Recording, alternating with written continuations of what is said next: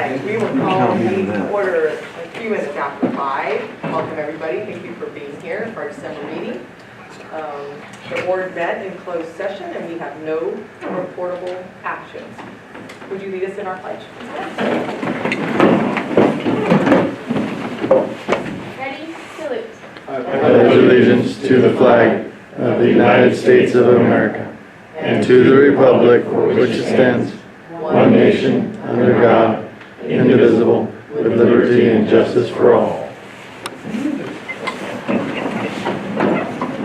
Different ways to entertain you. Someone pointed out to me the other day that there's no comma between indivisible, wherever we say, that's all one sentence between God and everybody pauses there. It's so hard to do it the other way though, because nobody else does. One nation. One nation under God. I pledge allegiance to. Do I know it?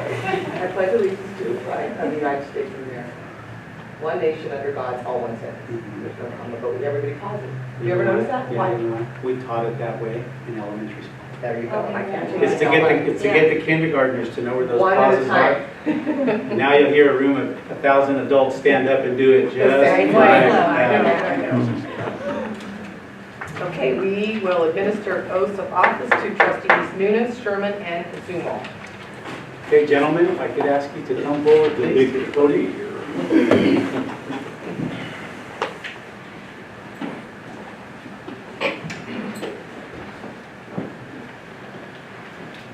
think I'm going to ask you to do a little lineup right here and face the audience, please.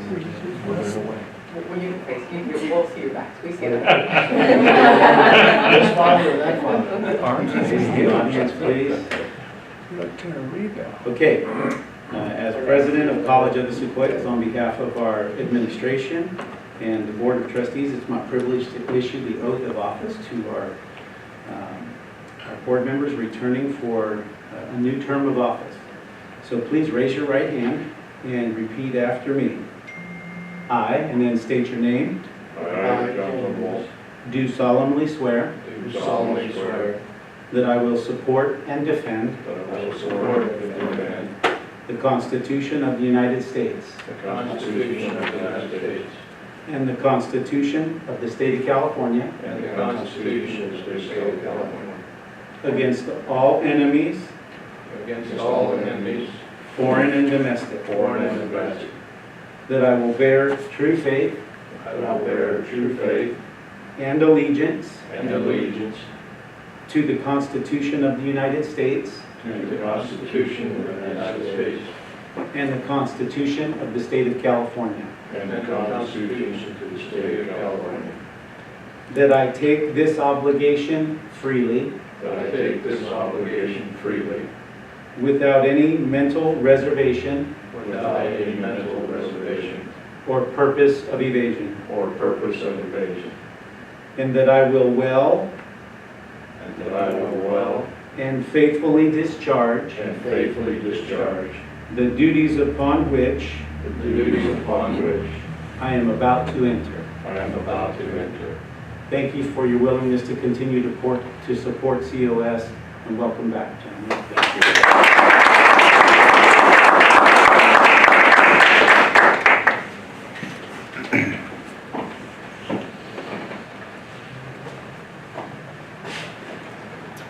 Okay, congratulations to our board members who will all come back. Some with elections, some without. Yes, would any of you like to say anything? Some with and without elections. Do any of you have any comments? I'd like to make You have a comment smile about on your Greg. face. I remember when a certain trustee found out he had an opponent, and he said he was looking forward to the campaign and all those sort of things, and about 3 days before the election, God, I hope this is over soon. Yeah, it's a lot more fun to run unopposed than. Yeah, I know that full well. And I'm glad to be able to serve 4 more years with this board and for the college. I'm glad to be back and looking forward to a great 4 years. I'm glad to be back, and it's especially fun this time because it's the first time ever I've done opposed. That's right. Okay, we will move on to our organizational meeting of the Board of Trustees, and President Carrizosa will take care of A, B, C things. Okay. As you know, according to Education Code Title V, December marks the organizational meeting of the board for all boards of elected officials, including College of the Sequoias Board of Trustees. Just for a quick recap, if you're not familiar with the process, the board has a responsibility to elect its officers for the calendar year. That process happens through the normal course of board action, which means that there is an opportunity for board members to think about and consider whether they either may individually themselves like to be considered for an office, or they might like to nominate a fellow board member for an office. There's an opportunity for the floor to be open for nominations. If a nomination for a particular office receives a second, then there's an opportunity for further discussion. Following discussion, assuming there's no modification or amendment to the motion, there would be a vote, and upon completion of a vote, we would know whether or not we have an officer elected for the board. And then we would repeat that process. There would be 3 offices that are going to be elected this evening. The first is the president of the board, and I think most of you know that the president of the board's primary responsibilities are to serve as the facilitator of the board governance meetings, to interact closely with the superintendent and president in terms of preparing the board agendas, to provide public comment on behalf of the board when appointed to do so or requested to do so by the board, to sign official documents, and to facilitate communication and articulation between the elected board and the superintendent president, and also in some cases senior management and staff as well. Second position that would be elected this evening is the vice president of the board. And vice president is very similar to the board president's role. They serve as the chair and the official facilitator for board meetings and for president responsibilities in the absence of the president. They also are responsible for signing official documents, as well as facilitating communication and processes, advising and supporting the board president as needed. And then finally, it's election of the clerk. And the clerk of the board really is the official registrar, if you will, of the board. They are responsible for notarizing and signing documents on behalf of the board for public record and for official filing.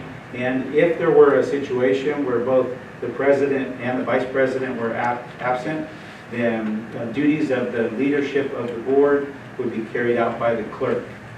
So those are the 3 positions that the board will be considering election for tonight. The first is for the election of board president. There's no,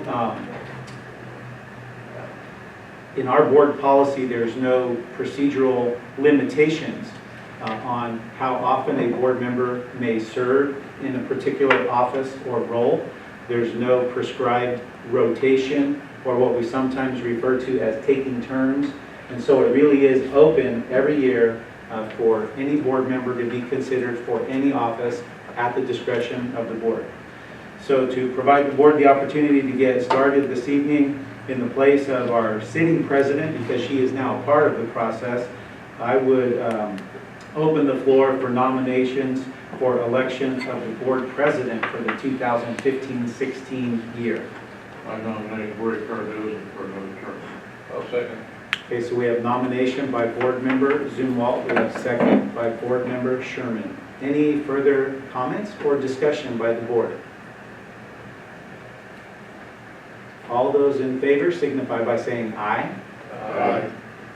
Opposed? Motion carries. So we have our board president elected again for another year, and congratulations. Thank you. Like, do I comment before or after?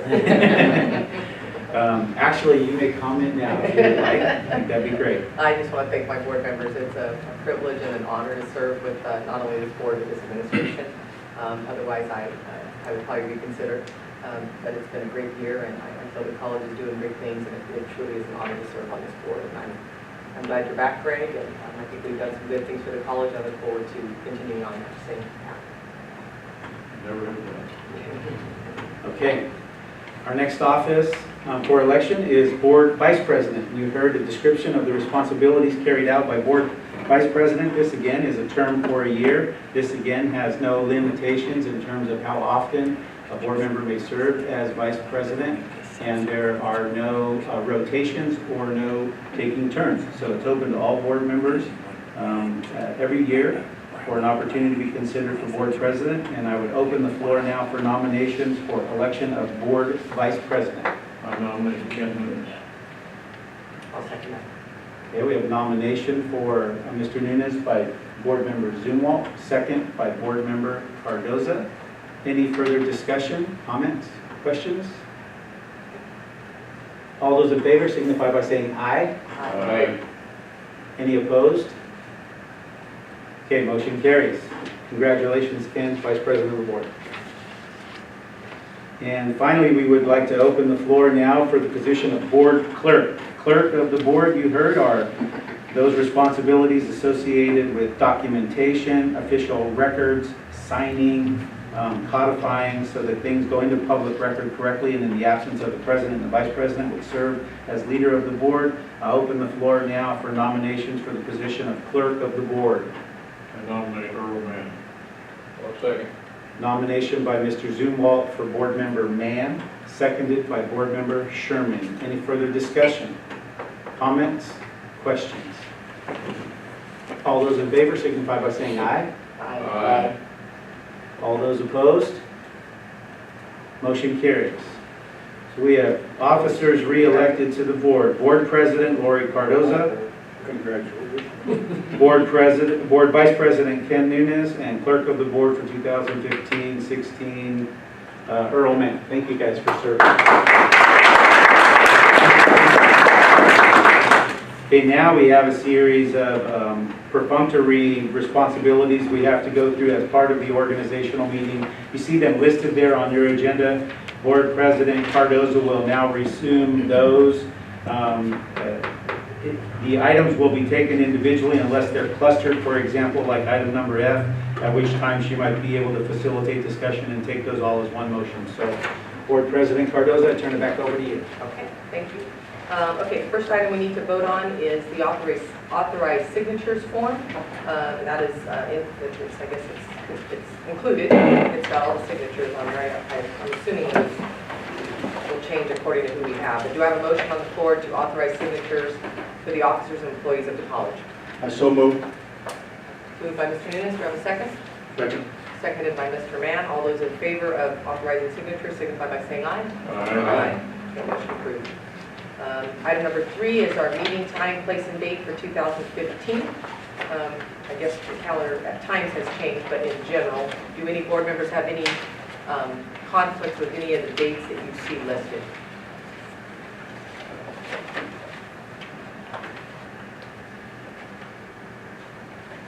So November 1, I guess, would be the only one. That is on a Monday, right? I think by asking that question, you're assuming that I'm so organized that I can tell you. What you're doing next December 14th. Well, remember, normally we're second Monday of every month, and then we've also got our joint meetings pre-scheduled for your convenience. We've got our board retreat, which I think we just talked about, and we might want to note, Lori, that we want to revisit the retreat, right? For next year. Yes. This is 15, so, and it seems like it seems so late to set those because that's only a few weeks away, but that's how it's done. I don't know how to fix that, but we could just say that now, I guess. I guess what I was We're going to not say. voting on that, right? Right. So we'll make- For the July 13th meeting, I probably will not be able July 15th. And then we don't have Tulare on here. Is that one done later on in the year? Joint, yeah, we normally do joint with Tulare in October. I think that there's also a chance that I may not be available on July the 13th. I'll have to check. No, it's a special. Okay, so I'm thinking maybe then in March, or even at the board retreat. I don't know if you'll know by then, but maybe in March or, I'll just need to check. okay, in March or April, we can maybe revisit the July meeting. That one may be a change we want to make if we can. I don't know if there's anything that meeting's usually pretty light. I don't Right. think it goes around any budget, right, deadlines or anything. So that one, I think we've changed it before. I know that, 'cause I was gone a couple years ago. So let's, if we act tonight, let's take action tonight to approve the calendar with a commitment to review the July 13th Correct. date. The other thing we'll want to note in the motion, if we can, is that we do normally have a joint meeting with Tulare Joint Union High School District, and that's going to be in the month of October, but working with their staff, that date is still to be arranged. Okay, okay. Does this take in Veterans Day consideration? It does. We got that straightened out according to new policy. Okay, do you have a motion to approve the calendar as designated by President Carrizosa? So moved. I'll second. Moved by Mr. Mann, seconded by Mr. Sherman. Any further discussion? All those in favor signify by saying aye. Aye. Motion approved. Okay, we will move on to trustee appointments. I will do these as one item.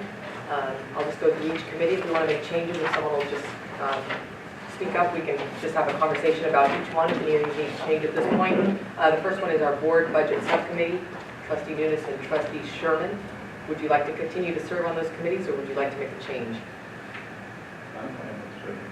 Fine. Ken, I'm okay. you okay with that? All right. Unless somebody else would like that. We'll keep item number one, our board budget subcommittee, as is. Our California Community College trustee for CCT and the ACCT is trustee Mann. Are you okay with taking over those still? Yep. Yep, all right. You've done it for 8 years, I've I've done it for 8 years. You've done it for 8 years since I've been on here. Ken, you are our COS Foundation rep. Is that working out for you all right?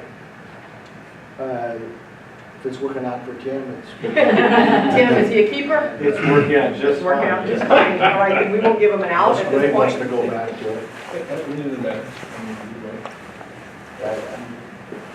You're fine like that. No, you're fine. You stick it out. Maybe Stick it next year. Okay. Okay, well, there you go. There's your indication, Ken. You have a road out Check. next year. The COS Ag Advisory Committee, that is currently meeting, and I'm happy to serve on that again. I know Ken backs me up on that though, so we do, if I can't make it, usually I'll talk to Ken, so that works out all right, unless someone else really wants it. And then our Tulare County Committee on District Organization. Earl, that is a time-consuming job. We talk about this every year. Will you continue to do that? It is very time. It's good though, because you get, it's good, Earl, Greg wants it. No, thank you. Yeah, it's a good one, Earl, though, because you get paid by the meeting. Okay, all those in favor of our trustee appointments, could I have a motion, please? Not in favor, so we have a motion first. I would so move. It's been moved, can I get a second? One second. Moved by Mr. Nunes, seconded by Mr. Sherman to appoint trustees to the various committees and subcommittees. All those in favor signify by saying aye. Opposed? Motion carries. Okay, thank you for leading that first part of that. Okay, we will now move on to our regular meeting. Do I need to close that meeting? No, that's just part of this That is, meeting, right? that's All the right. opening of your meeting. Okay, we will move on to public comment for our board policy 2350. Any person may address the board at this time, either on an agenda item or other matters of interest to the public that are within the subject matter jurisdiction of the board. Maximum of 5 minutes is allowed, with a maximum of 15 per item unless otherwise extended by the board. Do we have any public comments concerning items on the agenda? Off the agenda? Okay, thank you. Moving on to item number 7 on the agenda is our staff reports, and we will start with our student trustee report, Ms. Gregory. Good evening, everybody. I have a couple of things to report out tonight. The first I want to report out on is Giving Tuesday. I was able to work with the COS Foundation to help the student effort for Giving Tuesday. So we set up a booth in the breezeway because it was raining that day, and we were able to get a collection of selfies for the foundation to use for further years on that campaign. So that was really fun, and I, from staff and faculty and other students, I heard nothing but a very positive response. So that was a successful event, getting students excited and involved in philanthropy. Also, the Student Senate is planning for the National Leadership and Advocacy Conference in Washington, D.C. Applications for that were due last week, and there were 9 people who were able to apply. Those are the 9 executives on our Student Senate Executive Board. And of those 9, 4 applied, and we'll be having interviews this Friday for those positions. Generally, we send 2 students to Washington, D.C. for that conference. So by January, then we will know who's going to that conference in March. The next thing is that we had 4 vacant positions at the close of this semester. So because we had 4 of our 9 members not able to return to serve next semester, we held interviews for their positions early, and so we filled the position of Student Body Ambassador, Commissioner of Clubs, and Commissioner of Activities. And we will go to, on January 6th and 7th, we will have a student advocacy and training workshop where the new board will network and plan for the spring semester's events and work on our team building. And we also have appointed our new student trustee, and she's here tonight, so Jennifer Cho, please stand up. This is the new student trustee for next semester, so she will be sworn in at the January meeting. Is that right, Mr. Cardozo? Yes, ma'am. We look forward to You decided 2 meetings was enough? No, I want to serve again, but we had it, so I'm happy that Jennifer's here. Okay, any questions? Board members? Well, we're sorry to see you go, but we're happy to, I know it seems like you have found a qualified person. We look forward to having you on. Jennifer, that is, right? Yes. Okay, okay. Thank you very much. Any board member reports? I'll start. I attended Power of the Purse. I don't think we've had a meeting since then, have we? It was a packed house. Mr. Foster, great job. He gets those group of women together and give them a little bit of food and a little bit of wine and let them bid on some purses, and it's fun to see what happens. So, it was a great event. I know it was well attended, and everybody that I spoke with enjoyed it. So I think you've got something going there. And it's kind of nice because it's not that long. You've done a good job of keeping the program short enough to where it's enjoyable. People still can visit and get off to work again and not be there. Or some may stay all afternoon, I don't. I assume there may be a few that They do. move over to the other side. They moved into the other room, yep.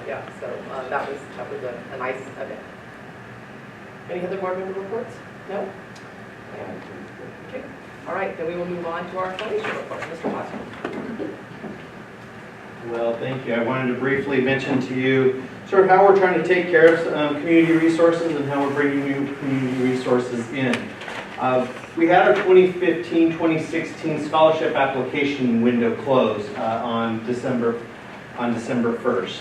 And we were able to see that 1,746 applications were initiated, which is 5% better than last year. So we are moving in the right direction. We also had a total number of applications submitted at 705. That's a 14% increase over last year. But as you can see, there's still a huge difference between how many people start the application and how many complete it. And it's actually a 40% completion rate. That's still 8% better than last year. So everything's working right, but there's still a problem to solve there. I've initiated a survey of the 1,000+ students that did not complete their application to find out why. And so hopefully we'll get some information that way, and we'll start attacking that completion rate difference and moving even further as we continue to get more applicants to start and the like in future years. The Power of Purse, it was a great event, both as an experience, but also financially. We netted $21,000, just a little over $21,000. Our goal was 15, so we did a great job. And last year it was 13.6, I think, is what we raised. So it was successful in a lot of ways. We credit most of that to just initiating table sponsorship capabilities, where people were, instead of just paying for the eight seats, they paid a premium for being a sponsor. And so we raised some more money that way. And that more money will be used for scholarships and for more textbooks in the Linden Library. Something that's in the works right now is Avenue to Education, that coincides with the Christmas tree auction in Hanford. So that's this Thursday.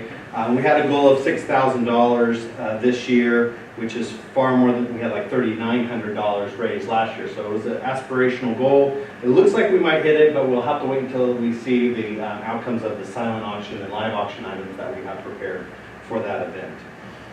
Giving Tuesday, thank you Trustee Gregory for helping with that. I think having a student engage the students in philanthropy was really helpful. We had over 38 individual folks take part in that process. We didn't raise very much. We raised maybe not even $3,000, but we raised awareness and we got the students engaged, and so it's something to start building. And then I have upcoming events listed for you in your little handy cards. We have the Haverford Christmas Tree Auction happening this Thursday. We have the Visalia Christmas Tree Auction happening on Friday. We have the Men's Final Four Extravaganza happening Thursday, January 8th. We have the Men's Basketball Meet the Giants happening on January 16th. And then we start the crab feed season. The Hanford Rotary Crab Feed starts on Saturday, February 7th. Any questions? Thank you. Our meditation report, Dr. Lucero. Good evening, everyone. I have just a few things. January 8th, we will be going to visit the ACCJC at their annual meeting, and Superintendent Carasosa has already confirmed with Dr. Robert Dino that we will be attending and presenting in front of the ACCJC Commission. So Superintendent President Carasosa, Board President Cardoza, myself, and Dr. Trimble will be attending that meeting as we did last year, and we'll have a chance to present before the board or the commission, and then they'll have an opportunity to ask us questions. We have a draft, a non-public draft of the report, and what we've seen thus far looks very positive. So we're very excited to go before them and have our accreditation sanctions behind us. At the same time, we're starting work on our annual report that is due in March, and our committee, our editing team that will be working on the midterm report that's due next October. We will be meeting starting in February. We wait to get the results of the commission meeting in January to see what recommendations they have to include in our midterm report. So Dr. Robinson, Dr. Trimble, Dr. Ozturk, myself, and Professor Christian Anderson and Matt Beret will be working on that report that's due next October. So that is our current update on accreditation. Are there any questions? You said the non-public draft of the report. Exactly which report? So when the visiting team comes, that's the report that they draft. that they'll be submitting to the ACCJC. Okay, great. So they give it to us in, they give it to us like December 1st, and we have 2 weeks to respond to anything that we think is inaccurate or false. Right. And so they give us an advance copy, but we're sworn to keep it non-public until their meeting, which is January 8th, because they may change it based on any feedback that we give. And so I think it becomes a public document January 7th when their meeting is. Got it. So, but the draft looks very positive. That's what I can say. Yeah, thank you very much. Superintendent I just want to provide a couple of quick updates for you. One, the College of the Sequoias Intercollegiate Athletic Winter Season is well underway, and soccer and men and women's basketball is in full swing. We had a great tournament here this past weekend. The College of the Sequoias women's basketball team actually ended up in the finals for the championship of our Gilchrist tournament, matched up against Mount Sac, who was last year's state champion. Fabulous game. We lost by 1 in the last 10 seconds, but played a fabulous game, and I commend just the athletics department and athletic director Davis for the 3-day tournament. We had lots of compliments about College of the Sequoias and how well we host and hospitality and facilities. And so if you get a chance to come out and see men or women's basketball in particular in the gym this year, I think you'll see nice sized crowds. We now, under the direction of our new full-time music professor, Michael Tackett, have a pretty robust pep band that changes the whole environment. So bringing your kids or your grandkids makes that fun again in that regard. So anyway, just a little pitch for the winter athletics as they get rolling. And then the last thing I wanted to touch on is that you all know that January is a big month for us, not only for accreditation, but for the Hanford Center application at the State Chancellor's Office. I have an update for you. We've submitted our needs assessment, which was really the effort of Dr. Robinson and a number of us. Started with Eric Middlestead, Brent Calvin a couple of years ago. The accumulation of getting that needs assessment done and completed is underway. Part of the process is for their staff to do an initial review of that and submit emails for us requesting additional clarifications and documents. And so they've done that, and we've been working to respond to that. In addition, I've had an opportunity to talk to the Deputy Chancellor, Eric Skinner. He's the right-hand man to the Chancellor, and he's helped me understand some of the requirements that they're making and some of the requests that they're making for documents and information.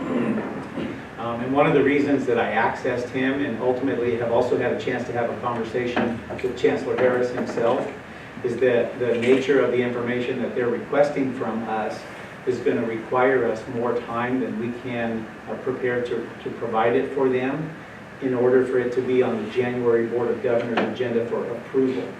So that's the bad news. The good news is we've all agreed, and everybody, including the Chancellor and the Vice Chancellor, are coordinating their offices and our offices to make sure that all the information that will be needed to be completed on that application is done in time for it to be on the Board of Governors agenda by March. And March is the final deadline, if you will, for it to be approved for implementation for fall 2015. So we feel good so far about the interaction that we're having with the Chancellor's office. There's additional work that we're doing both in verifying numbers, in verifying services, levels of services provided for the College Center out in Hanford, and then verifying communications and exchanges that we've been having with the neighboring districts, including West Hills Community College District, Kern Community College District, and both the Deputy Chancellor and the Chancellor himself are playing an integral role in facilitating that communication. So right now I'm very optimistic. It's cautious optimism because there's some work to be done here, but the fact that we have that many people directly involved in wanting to make sure that this needs assessment application is a success has me feeling confident. March what? I'll have to look up the March BOG meeting. Maybe one of you guys can Google that real quick while we're looking. Yeah, they normally go right toward the end of the month, John. So let us get that date and we'll report that to you. Thank you. Well, I'm interested because I probably want to go, but I'm also interested, depending on how efforts of some go, whether or not we need to engage a large population to perhaps be interested in as well. And I've got a lot of things planned in February and March, and including not being in California. Okay. And so I really need to know soon so I can make sure that Okay. I We'll get the March BOG Board of Governors meeting dates to you before the meeting's over tonight. And I agree with you. I have enlisted between Kristen and I, we've enlisted a significant number, probably 50 to 60 people, inviting them or at least assessing their interest in attending this meeting, and we've gotten a really favorable response. Now, whether or not we'll actually have 50 or 60 go, I don't know. Well, I'd like to twist 50 or 60 yards. Yeah. That increases it. Yeah, and so we've talked about that. Foundation has worked closely with us. If I need to use the discretionary funds that the president has to charter a bus to make it convenient for all of us to be able to go and support that meeting, we're going to do that. You wouldn't go in January though, you'd go with the March when they're actually voting on it. I believe right now my best recommendation to you, Lori, is that we work through the process as it's being prepared right now and prepare to go in March when they're voting. If there was something that I felt in working directly with the Chancellor that would benefit us being there a meeting before, like the January or the February meeting, to express our concerns about what's coming up in March, I'll keep you posted. Okay, yeah. Share those possible dates too. We will. Okay. It's March 16th and 17th. Okay. March 16 and 17. It'll probably be the 17th, that's Yeah. the third Tuesday. Yeah. Usually they do those action items on the Tuesday.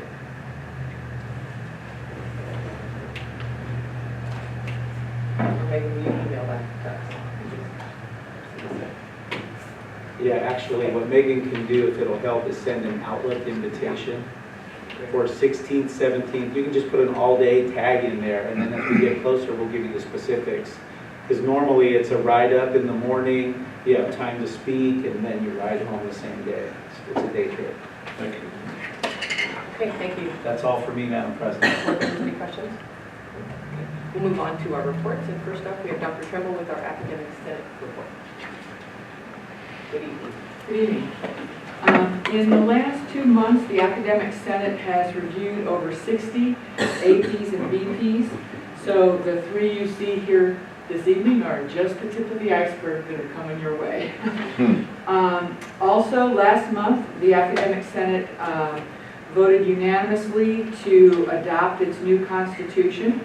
The next step is that it has to be ratified by all of the full-time faculty.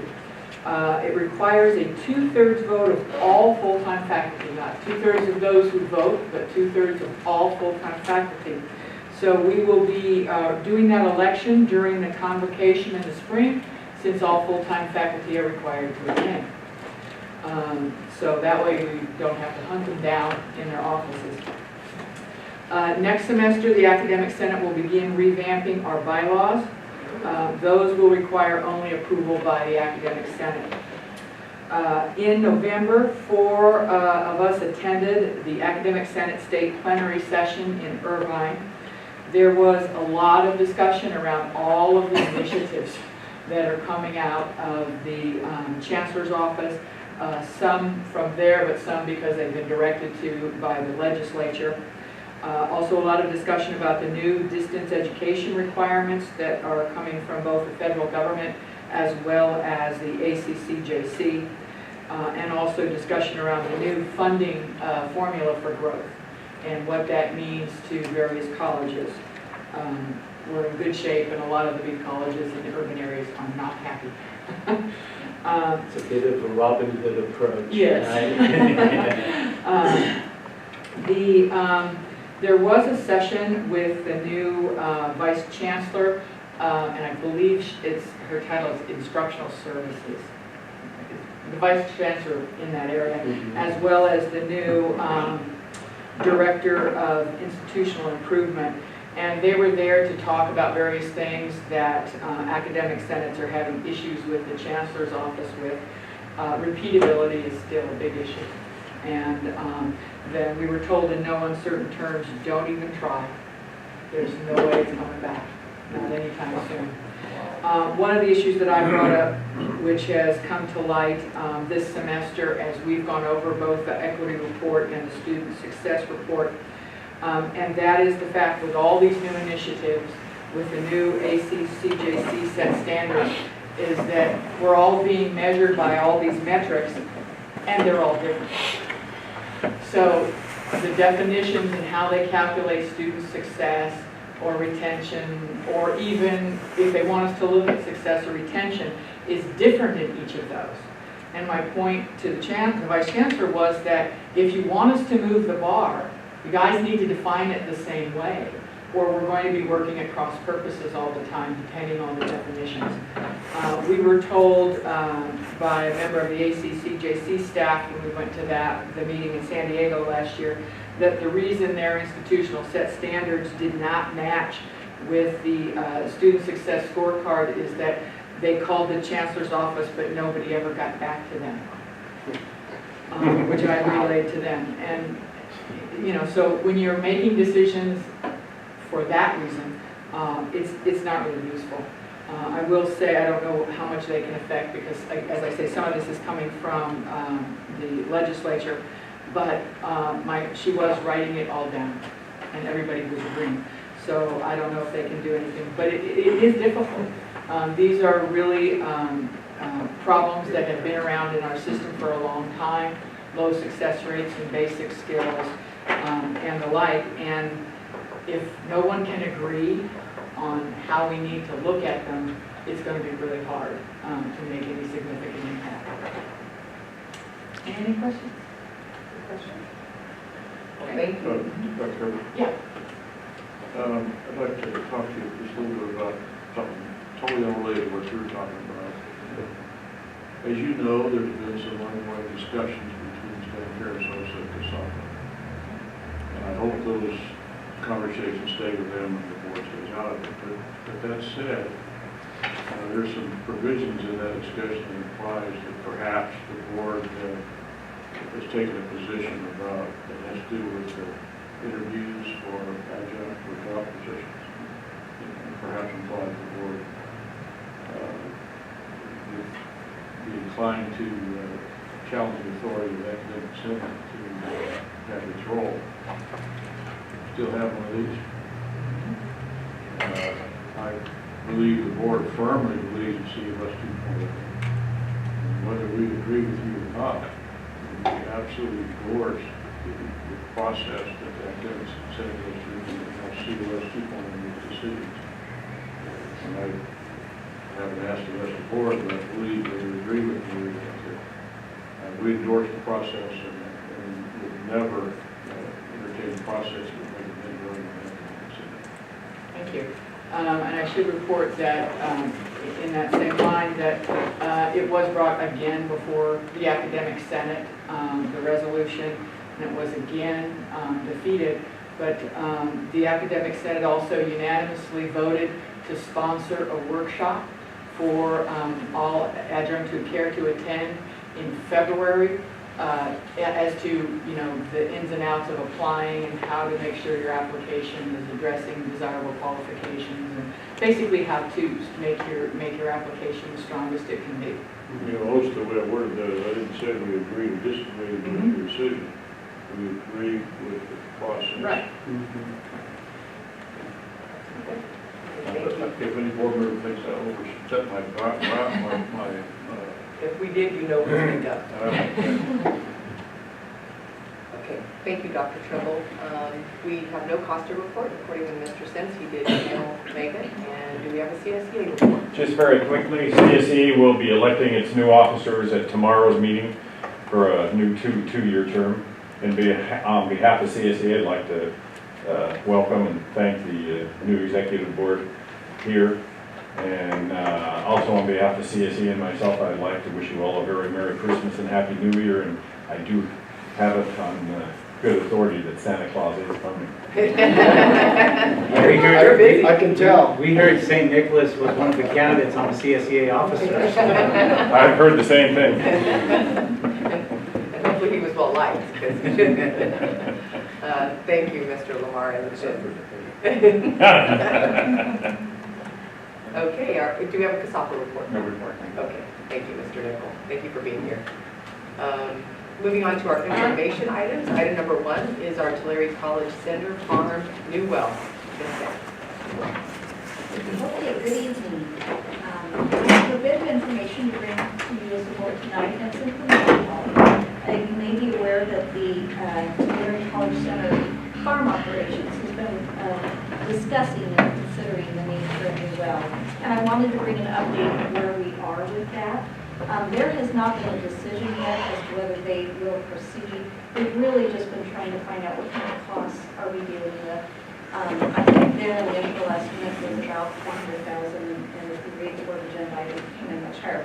But I'll work through this. The Farm Operations Advisory Committee is the body or entity that's recommending that we drill a new well for Tulare College Center farming operation. Due to the drought, it's lowered the water table, and we do have a reduction in well outputs. And in under background, it mentions the 3 wells that are primarily providing the water for our farm operations there. And they are now pulling less than 1,800 gallons per minute. Everyone's recommendation for those that work with the farm operations is that we should have between 2,600 and 3,200 gallons per minute. So you can see the need there, which is why they wanted to begin to research the possibilities.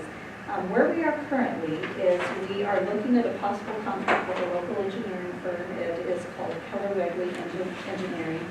And they happen to have done a lot of similar work for municipalities and PK-12 districts in the area. We're not sure we're going to commit to them yet, though. They just provided us their estimate. And basically tomorrow morning is the next Farm Ops Committee meeting. Their estimate for the well was $575,000, which would include the inspection and engineering costs. Engineering in that sense was at $27,000 included in that estimate. It does not include maybe minor legal to get an agreement for the contractor and the costs for bringing in the electrical infrastructure. I don't know what those might be. I don't think they would be too significant. But so the Farm Ops Committee will consider all the options, and if it does move forward, it would be 8 months to possibly a year to drill the well. Keller Wegley said 6 months, but I'm just being a little more realistic. There's so much demand out there right now. I would hope it could go faster too. If it was installed, it would be paid by the Farm Special Reserve Fund. 1.24 million is the fund balance that currently, so they could afford it, but again, I'm not quite sure they're going to want to go that route. Other options are really changing what we do out there, whether it's changing crops, rotating crops, putting in less. So we did also research the possibility of any sort of assistance for water for a college of our kind, and with the operations that we're doing out there, really there is minimal assistance available through the USDA Rural Development Program, but that is only for use by students at campus facilities. So we did not find anything else when looking. This is information, and I would request feedback and thoughts. We'll discuss probably in the next couple months with the Farm Operations Committee as well. If we did move forward, we would hope to get everything rolling this late winter or early spring, and have it completed by the following spring. So, any questions? I just have a suggestion. I'm not sure it'd be pertinent. I would leave it up to the Farm Operations Committee. I know it's a good group of people who invest their time into the college, and they're all doing this on their own farms. But I think it would be wise to see, to have them do some budget estimates based on an average of the last 2 years farm prices, because we know they've been up, or maybe like a 5 or 10 year average, to show the payback on the well. If it's going to be used for the farm, I just think we need to see, is this thing going to take us 8 to 10 years based on an average? And we know that could not be right, but to run the numbers, I think, a farmer knows he has to put in a well in order to kind of let his ground get barren, but looking at it will help make a decision for the college. We don't need cows, and we don't need, so it depends on budget and when we want to do it, but depending on those projections, we may say wait, or we may say no, we have to do it because it looks like it'll pay for itself in 4 to 5 years or 3 years. I'm a little surprised by and Lori may speak to this better than I, but from the numbers I've seen from various farmers that have put in wells, so forth, this number seems extremely high to me, but maybe. It does, doesn't it? It's definitely, it's more than twice as much. Well, that's what's a little confusing, because we're not necessarily doing DSA. We are doing prevailing wage, because that is required. However, this particular consultant or engineer says prevailing wage is currently below the market rate for drillers. So prevailing wage is not really a factor. I can share a few of the big ticket items that sometimes I don't understand exactly. A 16-inch diameter perforated well casing with gravel packing is $120,750 of that. The water lubricated vertical turbine pump discharge head and electric motor is $100,000 of that. Well, Christine, I'm confident that this committee is well informed about such things. And so They're going to say, I would never pay that much for a well. Well, we'll see. What's interesting is Christine and Dr. Waldner and myself have inserted ourselves now into the regular attendance at the farm operations meetings.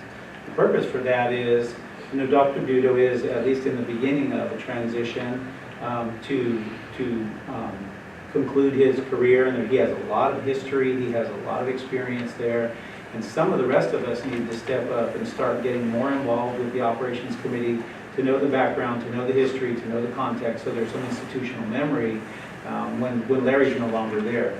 So they know that we're bringing, they know the people that we've asked for the estimates. And that's really what tomorrow's meeting is about, Ken, is for them to point to these and go, hey, this guy's all wet. You know, let's sit down and start negotiating, or to verify and understand this is what it costs, this is where it's going now. Maybe we're on the front end of these wells being more expensive going forward. We don't know that, but that's the reason we wanted you to see it for information, so that you know we're using their professional expertise to make sure this pencil stays sharp. Well, and I will say that I guess, and I'm sure this has changed in the last 6 months, but, you know, the depth does have something to do with it. You know, and I know that, you know, 850 feet is deeper than anything we've ever done out in our area. So darn deep. that extra 200 feet, I'm sure gets it up that high, because I know what it costs per foot. So that may make sense. I'm sure the committee, by looking at everything, is saying, why not, if you're going to spend the money, let's not have that well go out and have to do this again. I was going to say, let's say, and There's reasons why. their philosophy has been, let's set us up for the future now and not fuss with this Yeah. anymore. Yeah. And I'm not sure what they'll do, because I know these numbers are a lot higher than I think, And they don't like high numbers. yeah, I think the discussion was, well, it could creep up to 500. I think 575 is that much higher, so it'll be an interesting discussion in probably a couple of months. So- The other thing that they have talked about, and I apologize for interrupting Christine, but when she talked about alternatives, what they've been weighing, Lori, is the cost of transitioning to new, more drought-resistant crops, nuts, pistachios, et cetera, and then making projections on how many years are we into that investment before we make any money back on those, because those can do better with less water. But is it going to take too long? And the balance we're trying to keep going right here is, remember, this portion of the farm that we broker out for commercial operation pays for the ag instruction. So for every 2 or 3 year stretch that we have that fund dropping, we're pulling money out of the ag instructional operation. And nobody really wants to do that when we're adding new instructors and we're trying to build the program back up. I agree. So it's a balancing act. Yes, John? First of all, Keller Wrigley has a good reputation in water matters. I wouldn't be tempted to argue with whatever they tell you. One of my clients just built an 850 foot deep well with 20-inch casing and produced 2,500 gallons of that full cost $2 million. Now that the whole cost $2 million. Right. And so you're saying the 16-inch would be 120, so that makes some sense. But in order to get to 575, there's a lot more plumbing going on here than just a well, just a pump. I don't know what all that is, but you know, now there's no surface water in this farm, is there? No Right. surface rights. But before we spend 575, I'm sure you'll weigh how much do we need it for instruction? And if the answer is no, but we're using it to farm with, is there a rate of return? And if there isn't, you know, another thing that's really, none of us know what the answer is in light of the recent series of bills that have to do with groundwater regulation. You're gonna drill these holes and not be able to pump anyway. So I would encourage you to keep your eye on that legislation as you go forward and what the county does about it. Unfortunately, you probably won't know a year from now what those answers are, but well, it seems like a lot of money. It seems like that's, to me, like maybe double what, unless they're building something else too. All our farmers were hoping around 300,000. And, you know, actually I have extra copies if anyone would like the breakdown. What was I'd like one. Okay, sure, we can get them whatever they would like, but I think the more valuable documents also are going to be when we get them working through it with the Farm Ops Committee. And the other thing that they're doing out there is we are taking a look at the productivity of the wells we have. One of them is not functioning right now, so we've also invested in what we need to do to get that corrected so that it can pull another 300 acre feet or something. So a combination of getting the infrastructure we have out there working to its maximum capacity, along with the right crop rotation for, for drought-resistant crops and the cycling of that, combined with maybe a little bit better water year or two, could give us time to not have to jump into a big investment right away. But the information here for you all is so that you'll know where we are in the analysis process now, and you have some history and you have some background. So if in a month or two we start coming to you with first readings of actual proposed construction or contracts, you'll know some of the background and data that's been invested so far. I'm going to say something I probably shouldn't, but I will point out to you that we've had 20 years of making some bad decisions so far. So I would hope that you'll not be deferential and satisfy yourself. Can you say that last sentence again? I would Not hope be that you will not be deferential and satisfy yourself.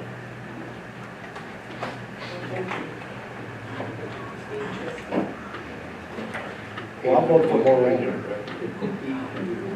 I'll vote for more rain. That's what's out there. Okay, thank you, Ms. Scott, for that report. We will now move on to information item number 2, which is our revised board policies of BP 4230, 4231, and 5300. Okay, these are first readings, and I assure you, I will not be deferential in the presentation of these three first readings here. You'll notice we have a couple of 10+1 policies for you, and again, I guess to kind of toot Megan's horn a little bit, one of the things that we feel, she agonizes over how these are coded, how they're tracked, whether they're on the right sequence, whether they go out at the right time. But you can see at the top of these, they're identified for you as a 10+1 or a non-10+1. So 4230 is a 10+1 policy. Obviously, it involves grading and academic record symbols. This is one that Thea referred to that has been through the entire system. And that's the other part of that process now that's new, is you can see the BPAP approval box on the bottom of each of these. And it tells you in our 6-step process what the dates were and how each of these moved through the various decision-making entities. So this really just was a comprehensive discussion held by Academic Senate regarding the use of plus and minus designations in combinations with letter grades. And what you see in bold and underline is the recommended language for approval, and the final recommendation for this approval is coming to you from Academic Senate. Okay? The next one, 4231, is also a 10+1. This is a new board policy, and it has to do with grade changes and how grade changes are implemented. Again, this is language that spells out, if you will, the process for how a grade change is reviewed, considered, and ultimately decided upon. I think, again, you can see at the very bottom the board policy and administrative approval process, steps 1 through 6. This one, again, refers to mostly procedures and steps that would be taken to guarantee that the grade change would happen appropriately in accordance with Title V of the Education Code recommended by Academic Senate. Okay, and then the third one is a non-10+1. This has to do with student equity. This is in the 5000s series. And again, really it's a review of this board policy because it was a requirement for us to review it in accordance with the new equity funding. We have to have a approved board policy in place for the equity funding that's coming from the Chancellor's office. So our existing policy was more than sufficient to meet all of the requirements for the new student equity funding as it's being proposed from the Chancellor's office and administered to colleges now. So this has no changes recommended to it. It's coming to you as a non-10+1. Having been through all of the reviews that you see listed in the approval box at the bottom, but a first reading for you as a board here tonight. Do we have to approve even if it didn't change? Is that just part of the process? That doesn't Yes. make sense. Yeah, okay. What it does is it shows that you reviewed it, and because there's been new So we're student... voting on it at the end of the changes. We're agreeing to it. Because in between the existing and what you're going to reapprove as the same language, there were new state requirements for equity, and your policy still meets those. I have a procedural question here. On the agenda, it's listed as a first reading, and it implies that we approve it, which implies we also have the right to change it, but it's listed under information. What is it I don't get? it's coming to you as information because the standard is 2 readings. So the first reading is always intended to be an information reading. There still is an opportunity for you, if it's an academic senate board policy, you have the right to question something you might not understand. An academic senate then still has time between the first and second reading to consider any of your questions. So then we can't act if it's under information. We can't even act as a second reading. Correct, but there's 2 ways to get an item to a second reading. One is to list it as a first reading and take no action at all. Then the second step, John, will be it comes back as an action item. Just confuses me. Okay, because, and I think we've had this conversation Yes. continuously, and I don't know what it is about my explanation that's not It received. seems to me it's an action item. Only if we're bound by the requirement that an item be acted upon to go from a first reading to a second reading. An alternate option is to have it be a first reading for information, and if the board takes no action on it, it comes back to you then as a second Well, we reading can't do for that. action. That's right, under information. Okay. Under information. And I guess and we can set them up either way. The reason, This is set up for input. yeah, the reason I like this one is it doesn't hurry the board through. You really do have to take it for information and then wait 2 weeks before you take it for action, so that there can be, what if somebody thinks of something or there is an item that you want to consider or look at? This gives you the opportunity without it being listed for action to be able to. The other way would too. It would. So it's 6 in one hand, I guess, half a dozen in the other. So we will vote on it next time. Correct, All right, thank you. correct. So it's just been a procedural difference between you and I, and so far I'm winning. Well, I'm not arguing with you. I've had this discussion with them many I was times. truly confused. I apologize. Then you have the AP, the administrative procedures that will come through too for us for review, but not for voting. Correct. Okay. Stan, just a quick curiosity question on BP 4230, the C minus comment. There's a reason for that I don't know. I'll ask Dr. Trimble Yeah, to, that was my favorite grade. I have no idea. It's because. I have a 10-year-old who likes that too.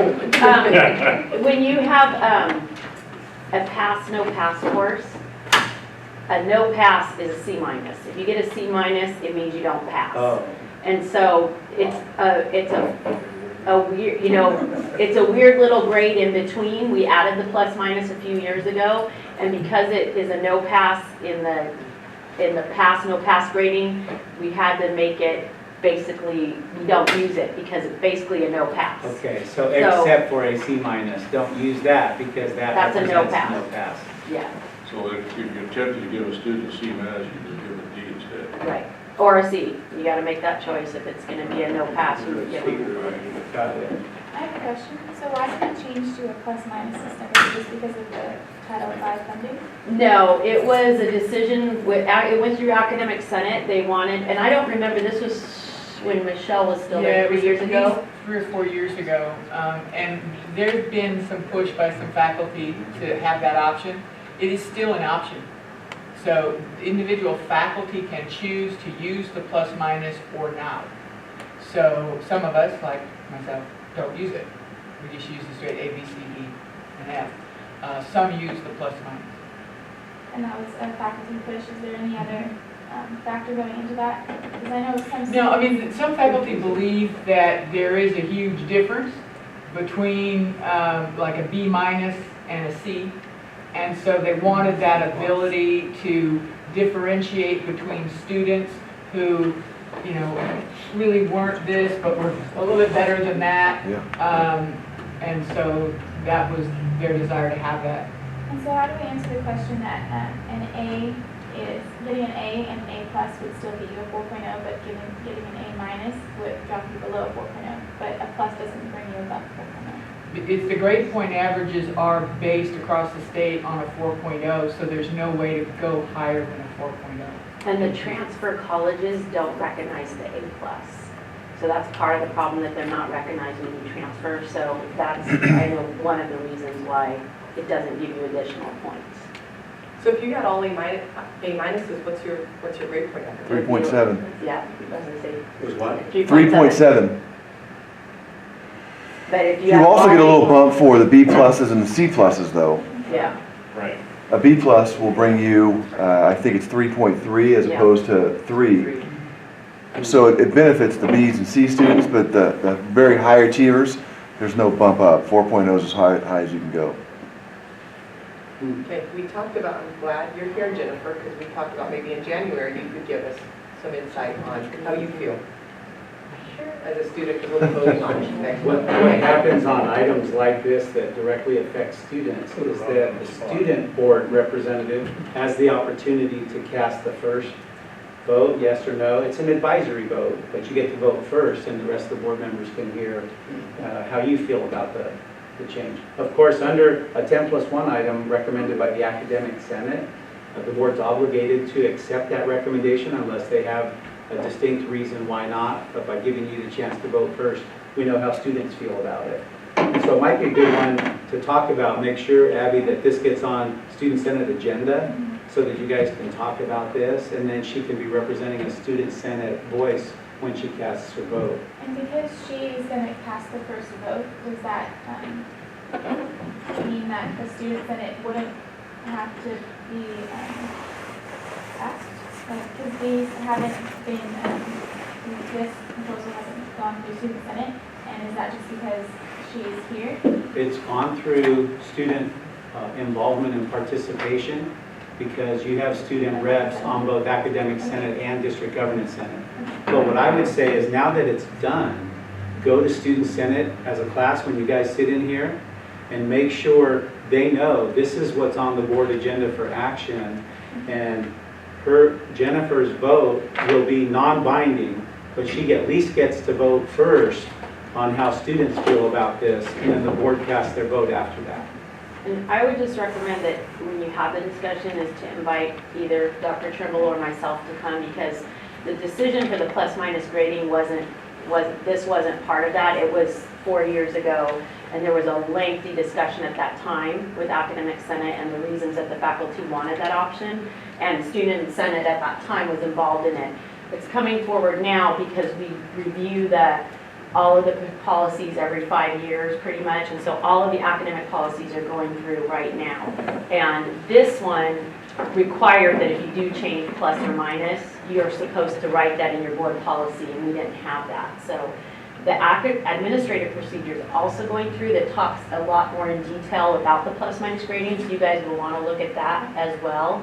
But you probably would want someone from Academic Senate or myself to answer any questions that you guys may have about how that came about and the discussion that we had 4 years ago. That's a So it's good being point, utilized Jennifer. now by teachers, it just wasn't in our policy, is that Well, correct? only this line wasn't there. But we've been and doing plus minus. We've Some been doing it teachers- for 4 years. Oh, got it, okay. We needed to codify it and get it clear.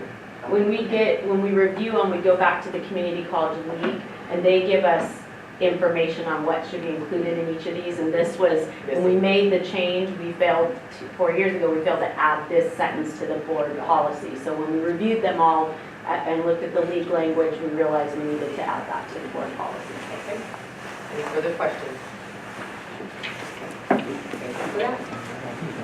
Okay, we will move on to item number 10, which is our consent calendar, and all items listed on the consent calendar considered routine will be enacted by one motion. An item may be removed from the consent calendar at the request of any board member or any person in the audience, and be considered separate. Do we have any items that need to be removed from the agenda this evening? If not, could I entertain a motion? I move that we approve the consent calendar. Moved by Mr. Nunes. Can I get a second? Seconded by trustee Sherman. Any further discussion on the consent calendar? All those in favor signify by saying aye. Aye. Opposed? Motion carries. Okay, under action item, there are 2 items this evening. Item number 7 is our curriculum new, modified, and deleted. Dr. Lacerna. Hi again, everybody. I just want to explain a couple of things. On the first 2 that say correction on page 1, there are proposals for the AST for transfer for administration of justice and the AAT for transfer for music. Those are the statewide push to have the associate degree for transfer so that our students get the transfer preferences into our local CSUs. And when we brought these, we've already brought both of these before you. However, we put the dates for spring 2015. After further discussion at several levels, we decided that the point of that legislation is to give students the opportunity to access these degrees as soon as possible. So we were holding them back due to catalog, publishing and things, but we decided we needed to make those available to students as soon as they're approved by the chancellor's office. So we've moved the date up to this current fall so that students who are in classes right now can access those degrees if they're, wanting to transfer. So that's the change in those, and what we've decided is that all of the AA degrees for transfer will become effective immediately as soon as they're approved. And that was a discussion that came in from student services, counselors, and so just wanted to explain why those are corrections. We're moving the date up. And then the third correction is our fashion merchandising AS not for transfer. We had run that through at a prior meeting as an AA degree and was approved by you as an AA degree, but because it is a career technical education degree, that it's actually required to be an associate of science degree, or it's recommended by the chancellor's office. So we're just switching it from an AA degree to an AS degree. Everything else in it remains the same. Are there any questions on those ones? So the rest of page 1 is course modifications. And as you can see on page 1 and page 2, all of these are either alignment with the CID, which are the courses that are required. You have to have the CID to get the AAT for transfer. All of the courses must be recognized with the CID. And so we're pushing those through so that we can get the AA degrees for transfer, the ADTs approved. The other ones are 5-year reviews. On page 3, again, these are all courses coming through for CID or 5-year review. And on page 4, they're all CID or 5-year review. And page 5, the same, except we have 2 courses, Political Science 10, that's moving from 110 to 10, and SSCI 50, which is moving from 150 to 50. That means they've been approved for transfer to the UC system, so they need a new number for that.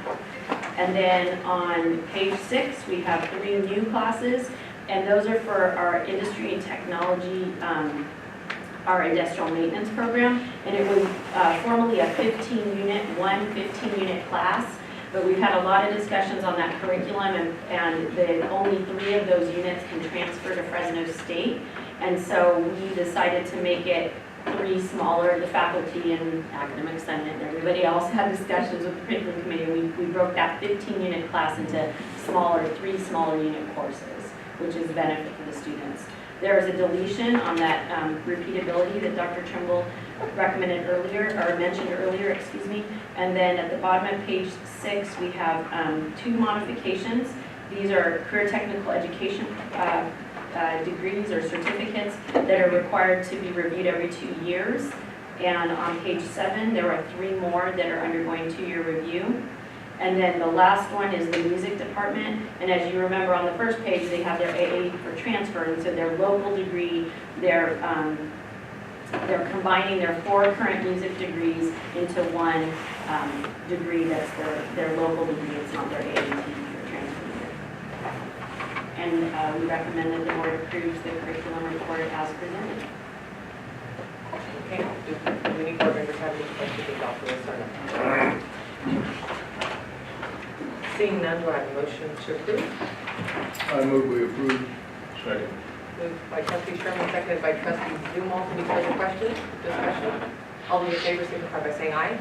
Aye. Opposed? Motion carries. Voice vote. Okay, moving on to our last item of the evening is item number 8, and it's a lease of our Evans Ditch water stop. Okay, continuing to discuss water, you might recall that we had Evans Ditch water stock that ran along the Evans Ditch here in Visalia. Once we sold the Linwood farm, we no longer needed that. So we are looking now to lease those water shares for only 1 year at a time, which is all the education code will allow. And we did a bidding process, a public bidding process, and we had 4 bids received at closing. The highest bidder was Tulare Irrigation District, who bid $16,080. So the lease would begin January 1st, 2015, and end December 31st. We are looking for your approval tonight. That timing works actually fairly well for Evans Ditch because they usually notify those holding the shares of water availability in May. They usually do a release either at the end of May or early June, and the water's usually out or gone by August sometime. So that's the relation of the stock and Tulare Irrigation District. They bring in the highest bid, and so we are looking for the approval to release these water shares to them. How many bids do you have? We had 4. Who? I have to think. Ron Pitzier, who has used it, I don't know if I can say correctly, the last few years, bid. I believe another entity related to him, I don't know if it was a subsidiary or a family farm, City of Islip. and City of Islip was the fourth one. About what was the bid? Not near as high, 1 in the 3,000s and 2 in the 6,000s. Well, we better take this one in a hurry. It looked pretty good. It's a good one. For a year. Yeah. I move we approve. Second. Moved by trustee Nunes, seconded by trustee Mann. All those in favor signify by saying aye. Aye. Opposed? Motion carries. Okay, so no further action. I'd like to thank all of you for being here. On behalf of the board, I wish you all a Merry Christmas, a happy holiday season, and a Happy New Year. We'll see you all back here in January. Thank you. Meeting